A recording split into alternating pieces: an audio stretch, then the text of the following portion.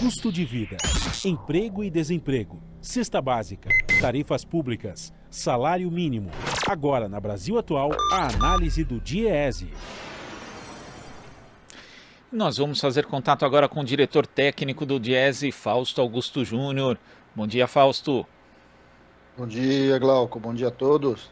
Fausto, ontem nós tivemos uma movimentação que acabou mostrando queda das ações americanas, europeias e brasileiras, junto às expectativas de aumento das taxas de juros e da inflação combinadas com um crescimento econômico mais lento, que derrubaram aí a política monetária mais branda e a narrativa de recuperação por parte dos Estados Unidos, que vinha sustentando os preços dos ativos durante os últimos meses.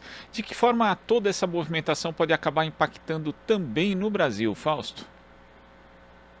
Bem, Glauco, nós estamos assistindo o mundo aí tentando sair da pandemia e essa saída não é uma saída tranquila, né? Há muita dúvida, há muita mudança, há muita coisa que se alterou ao longo desse processo pandêmico e que agora nós vamos assistir como é que de fato o mundo vai reagir a tudo isso. No meio dessas mudanças, a gente ainda tem muitas inseguranças vinculadas a variações do vírus, a história da variação Delta e etc. E, de alguma forma, a gente está assistindo alguns problemas estruturais da economia global que estão levando a essas grandes dificuldades.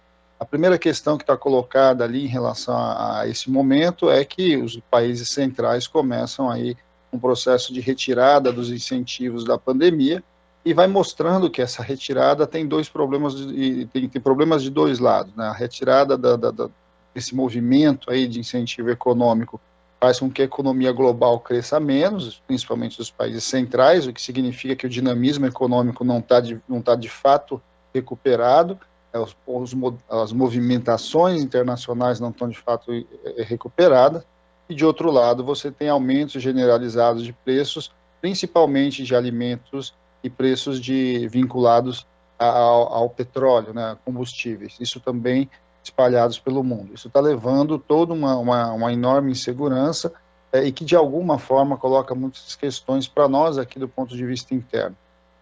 O que a gente está assistindo, por exemplo, em relação à elevação do preço do petróleo no mercado internacional, impacta diretamente a nossa vida, porque a política atual da Petrobras trabalha esse repasse imediato entre o preço internacional e o preço nacional. O preço na bomba de combustível aqui em cada posto de combustível. Por outro lado, a gente está assistindo, em momentos como esse, uma valorização do câmbio. Então, valorização do câmbio significa subir mais ainda os preços vinculados ao dólar. E no caso do Brasil, o preço vinculado ao dólar, estamos falando de todas as commodities, passando de combustíveis e para as grandes commodities agrícolas, né, que é o caso, por exemplo, da soja, é o caso do milho, é o caso da carne, é o caso do café. Então a gente vai assistindo, na verdade, um movimento bastante preocupante, porque de alguma forma a gente está vendo, de um lado, inflação crescendo e de outro lado, uma economia que não avança, uma economia no Brasil bastante lenta e no mundo mostrando que as coisas não estão correndo tão bem como muita gente imaginava que ia acontecer muito provavelmente já ao longo desse ano, mas principalmente ao longo do ano que vem.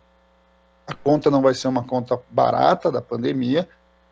As economias que lidaram melhor com a pandemia têm claramente uma recuperação mais rápida e as que lidaram pior ou as que de alguma forma tiveram algum movimento mais negacionista, como foi o caso do Brasil, estão tendo bastante dificuldade para conseguir dar o passo seguinte. Ou seja, quando a gente olha para o momento que nós estamos vivendo, é um cenário internacional bastante delicado e com muita insegurança ainda e com muita questão a ser equacionada, e de outro lado um Brasil está bem longe aí de construir pontes efetivas para sair deste momento e construir o seu desenvolvimento econômico e social. Fausto, e você citou a questão do petróleo, né? Na última terça-feira, o preço do barril de petróleo do tipo Brent passou da casa dos $80, atingindo a maior alta dos últimos 3 anos. O gás natural também está no movimento de forte alta na Europa.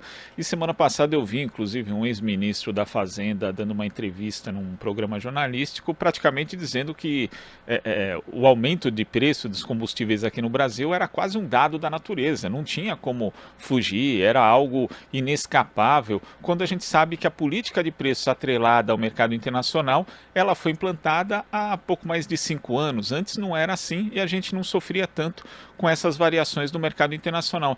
Agora, Fausto, quando você fala também da questão das commodities, quando tivemos a crise ali de 2008 e 2009, o Brasil tentou implementar medidas para garantir que o mercado interno, de alguma forma, segurasse ali a economia. E hoje a gente não tem medidas nesse sentido. O Brasil também passa por esse momento grave da economia internacional, num momento de maior vulnerabilidade externa, Fausto? Sem dúvida, Glauco, sem dúvida. Primeiro porque o Brasil hoje se transformou uma espécie aí de pária do mundo, né? O Brasil está com muita dificuldade de atrair capital, está se contrapondo às políticas globais de meio ambiente. Isso tudo constrói aqui o país como uma referência bastante ruim do ponto de vista de pensar em um investimento, que é o que puxa de fato o crescimento. Do outro lado, as ferramentas internas que o Brasil construiu aí ao longo do começo da década de 2000, aí o começo do século 21, garantia mais estabilidade, tanto estabilidade monetária, estabilidade de preços e minimamente uma política independente aí do seu desenvolvimento, foram desmontadas nesses últimos 5 anos. O que a gente tem assistido, de fato, é um Brasil cada vez mais vinculado à economia internacional, na verdade dependente dessa economia internacional, e a depender de como a economia internacional flutua, o Brasil paga-se o preço, e quem paga o preço normalmente é a sua população mais pobre. A gente está assistindo isso em relação à inflação, em relação ao crescimento, em relação à geração de postos de trabalho, quer dizer, quando a gente vai olhando para o conjunto aí de desempregados que são espalhados por esse país, e a pobreza que vem avançando de maneira muito forte, em especial aqueles que passaram da linha abaixo da pobreza, aqueles que de fato estão vivendo segurança alimentar, que está chegando aí a casa quase dos 30 milhões de brasileiros, está vinculado a essa nossa falta de independência, que tem a ver com a política aí que o atual ministro Paulo Guedes vem implementando, que é uma política ultraliberal, atrelada ao mercado e principalmente atrelada a este mercado de curto prazo, né? Ou seja, esse mercado que, a depender do que acontece no cenário internacional, qualquer soluço no mundo vira um tsunami aqui no Brasil.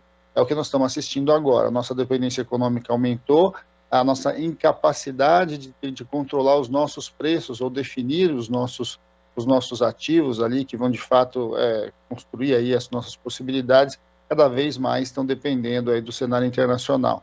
E aí, cenário internacional, em grande medida, nós estamos falando de Estados Unidos de um lado e de China do outro. E vamos lembrar, né, o Brasil também fez uma opção nesses últimos 5 anos a novamente se vincular aí à economia americana, né, uma relação mais estreita com a economia americana, dispensando, inclusive, parceiros importantes internacionais que poderiam alterar um pouco esse cenário. Vamos só olhar o que está acontecendo em relação ao debate do Mercosul, União Europeia. A posição do Brasil, de certo modo, está enfraquecendo qualquer possibilidade de você ter acordos mais efetivos com a União Europeia. E aí você vai cada vez mais ficar dependente de uma economia que nós sabemos que está com bastante dificuldade, inclusive nesse pós-pandemia, que é o caso da economia americana.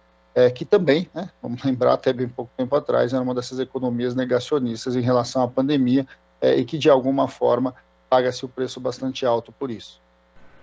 Falando dessa dependência em relação aos Estados Unidos, o Departamento do Tesouro norte-americano adiantou o cronograma para quando vai ficar sem dinheiro, levantando ali a possibilidade, inclusive, de um calote nos Estados Unidos em 18 de outubro. Mas muitos entendem que, na verdade, o Congresso vai acabar evitando o chamado default e levando o teto da dívida. Agora, teve ali, Fausto, até lembrei de uma conversa que a gente teve na semana passada, uma audiência no Senado americano com o presidente do FED, o Federal Reserve, o Banco Central americano, Jerome Powell. E a senadora Elizabeth Warren disse que ele era um homem perigoso por ser muito brando com os bancos de Wall Street. E é interessante porque o presidente do Banco Central dos Estados Unidos ele foi cobrado não só em relação à questão da inflação, mas também de outras medidas que estão fora da alçada da política monetária de incentivo à própria economia, o que é bastante distinto do papel exercido pelo Banco Central brasileiro, que só se preocupa com a política monetária e só com a questão da taxa de juros relacionada à inflação, mesmo quando os juros não se relacionam com a inflação, por exemplo, na questão de uma taxa inflacionária que não é ali exatamente influenciada pela demanda, Fausto?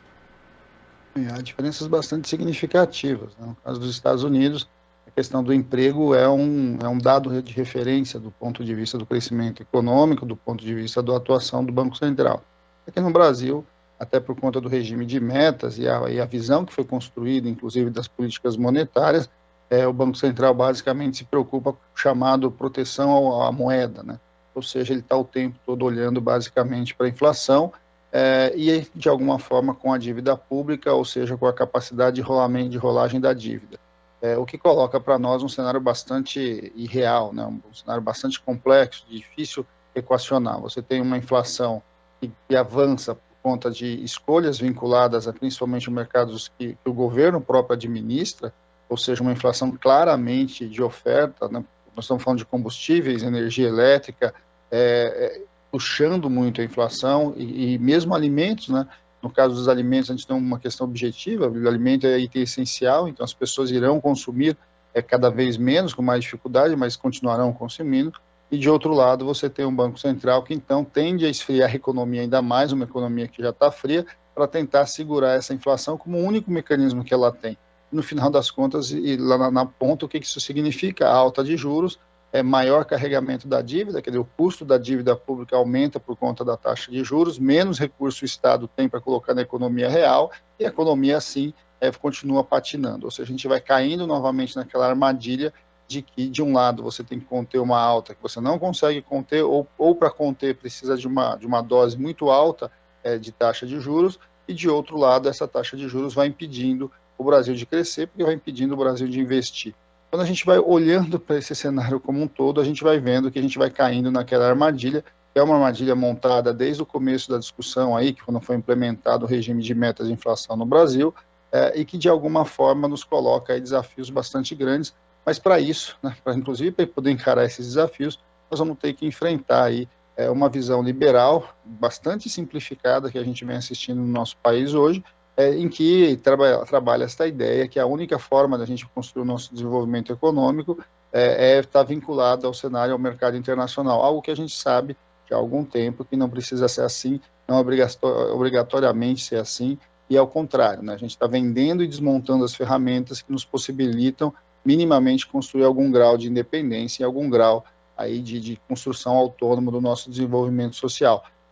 Esse é o passo seguinte, né? Nós precisamos minimamente começar no nosso país uma discussão muito séria de como é que nós vamos reverter essas políticas que foram implementadas nesses últimos 5 anos e como é que nós vamos construir saídas, né, para que o Brasil possa construir o seu projeto de desenvolvimento, o seu projeto de Brasil de maneira autônoma e de maneira, ao mesmo tempo, influenciando o cenário global. O Brasil deixou, inclusive, a partir dos governos de 2016 para cá, mas principalmente a partir do governo Bolsonaro, deixou de ser um ator relevante da política internacional, da discussão do crescimento global e da discussão das grandes definições, né? O Brasil hoje é um país isolado no globo, né? A discussão do G20, o Brasil tem pouco impacto, a discussão ali do que estava sendo construído com os BRICS, hoje o Brasil é um país dissonante da política dos BRICS. E quando a gente vai olhando para esse cenário, o atual governo colocou o Brasil num cenário muito ruim e que nós estamos pagando um preço muito alto. Estamos pagando um preço muito alto hoje e nós vamos ter bastante dificuldade para reconstruir as políticas que estão sendo desmontadas no atual momento. Fausto, muito obrigado pela sua participação aqui no Jornal Brasil Atual. Até a próxima. Até a próxima, Glauco. Bom dia a todos novamente. Bom dia. Conversamos aqui com o diretor técnico do Diese, Fausto Augusto Júnior.